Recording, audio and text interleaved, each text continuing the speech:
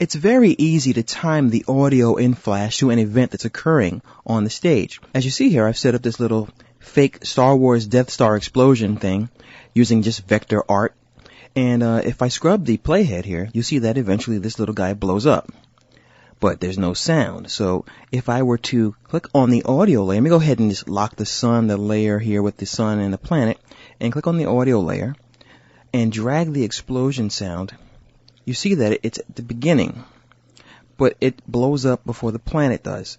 So what we can do is click anywhere in the audio layer like this, and now click and hold the mouse, and then drag. I held it down a little too long, which is why that menu popped up, and click and drag until you reach the point that you want the sound to start playing.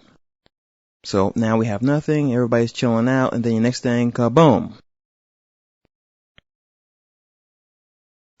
Now this is also a technique you can use for anything, such as a bouncing ball, a rocket ship taking off, anything. Just grab your sounds, place them on their own layer, and then click and drag them to where you want the sound to occur.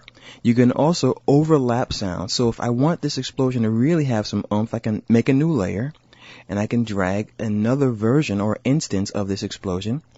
And then once again, once I select everything, click and drag. And then I can overlap and move it over like this and really get it to go like twice.